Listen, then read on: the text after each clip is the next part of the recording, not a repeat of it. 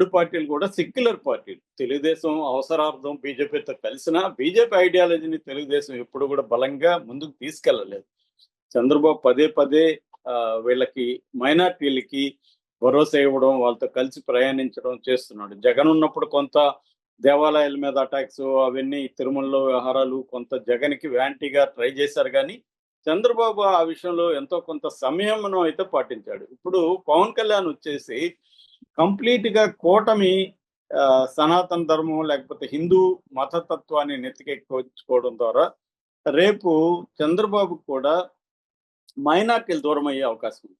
అంటే ఒక వ్యవహారం ఏం నడుస్తుందంటే పవన్ కళ్యాణ్, బీజేపీ కలిసి నెక్స్ట్ 2029 ఎలక్షన్‌లో విడిగా పోటీ చేయాలని ఒక ఆలోచన ఉన్నట్టు తెలుగుదేశాన్ని పక్కన పెట్టేసి పవన్ కళ్యాణ్‌ని సీఎం క్యాండిడేట్‌గా అనౌన్స్ చేసి వెళ్ళాలన్న ఒక వ్యూహం ఉన్నట్టు కనబడుతుంది. అందువల్ల పవన్ కళ్యాణ్ స్ట్రాటజీ ఏందంటే ఒకటి నేషనల్ వైడ్‌గా పాపులర్ కావడం.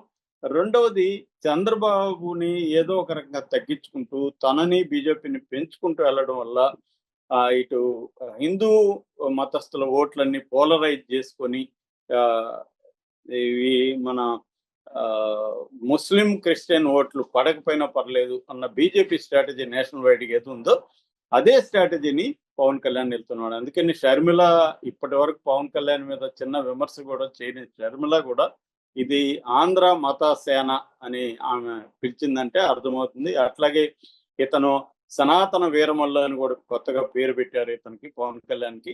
సో మామూలుగా ప్రజల్లో తీవ్ర వ్యతిరేకత వచ్చింది, పొలిటికల్ పార్టీల్లో తీవ్ర వ్యతిరేకత వచ్చింది పవన్ కళ్యాణ్‌కి. సోషల్ మీడియాలో కూడా పవన్ కళ్యాణ్‌కి ఆయన కాషాయం బట్టలు వేశారు, ఒక దాంట్లో చెగువేర పెట్టి ఇంకో దాంట్లో శూలం పెట్టి ఇలాగ ఇతను విచిత్రమైన కాంబినేషన్ అని చేశారు. అట్లాగే ఆయన గతంలో మాట్లాడిన విషయాలు కులం గురించి, భాష గురించి, మతం గురించి ఆయన గతంలో ఏం మాట్లాడాడు, ఇప్పుడేం మాట్లాడాడు పక్కన పెడితేనే అర్థమవుతుంది. ఆ పవన్ కళ్యాణ్ ఈ పవన్ కళ్యాణ్ వేరు వ్యక్తులేమో. ఇంత అపరిచితుడే సిగ్గుపడే అంత స్థాయిలో ఇతను మాట్లాడుతున్నాడు. ఫర్ ఎగ్జాంపుల్ ఒక దాంట్లో వాళ్ళ నాన్న మా నాన్నమ్మ ముట్టించిన దీపం దీనిలో సిగరెట్ ముట్టించుకొని వెళ్ళేవాడు, ఆయన దేవుణ్ణి నమ్మడు, కమ్యూనిస్ట్ అని చెప్పాడు. రెండో దాంట్లో ఏమో చిన్నప్పటి నుంచి మా నాన్న రామజపం నేర్పించాడు నాకు ఆరోగ్యం బాగాలేకపోతే కూడా మేము రామజపం చేశామని చెప్తున్నాడు. ఇలాగ అన్నిట్లో ఒక దాంట్లో ఏమో భాష మీరు తమిళోళ్ళని పొగుడుతున్నాడు. తమిళోళ్ళు చూడండి అందరూ ఒకటే ఈ భాషని వ్యతిరేకిస్తున్నారు, హిందూ ఇంపోజిషన్ ని, వాళ్ళ నుంచి మనం నేర్చుకోవాలంటున్నాడు. ఇప్పుడేమో వాళ్ళది హిపోక్రసీ అంటున్నాడు. ఇలాగా అంటే ఒక మిగతా రాజకీయ నాయకులు కూడా సిగ్గుపడే విధంగా పవన్ కళ్యాణ్ అంటే రాజకీయాలు చేయాలంటే ఇలా చేయాలి, అసలు సిగ్గు శరం రోషం మానం ఏమి ఉండద్దు, నువ్వేమన్నా మాట్లాడేసే, ఎప్పుడేమన్నా మాట్లాడేసి, నీకు ఏది అవసరం అది మాట్లాడేసే అన్నట్టుగా పవన్ కళ్యాణ్ తయారయ్యాడు. నిజానికి ఆయన భిన్నమైన రాజకీయ నాయకుడు. మిగతా మెయిన్ స్ట్రీమ్ రాజకీయ నాయకులతో పోలిస్తే ఆయన డిఫరెంట్ అన్న దీన్ని బద్దలు కొట్టేశాడు పవన్ కళ్యాణ్ ఈ స్పీచ్‌తో.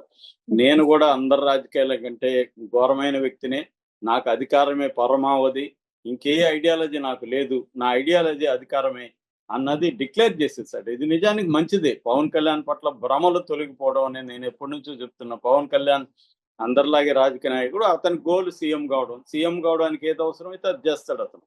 దాంట్లో అతనికి ఏ రకమైన ఐడియాలజీ లేదు. అతనికే కాదు, ఇవాళ ఏ పొలిటికల్ పార్టీకి ఏ రకమైన ఐడియాలజీలు లేవు. పవన్ కళ్యాణ్ ఐడియాలజీ అధికారమే, ఆయన సీఎం కావడమే పవన్ కళ్యాణ్ ఐడియాలజీ. ఆయనదే కాదు, ఇవాళ ఏ పొలిటికల్ పార్టీకి కూడా ఐడియాలజీ లేవు. అన్ని పొలిటికల్ పార్టీలకు కూడా అధికారమే పరమావధి, అధికారమే ఐడియాలజీ. ఎన్ని మాట్లాడినా కానీ ఇక్కడ ప్రాక్టికల్ పర్పస్లు కొన్ని ఉంటాయి. ఎందుకంటే అధికారం రావడానికి కూడా ఐడియాలజీ అవసరం అవుతుంది కొన్ని చోట్ల.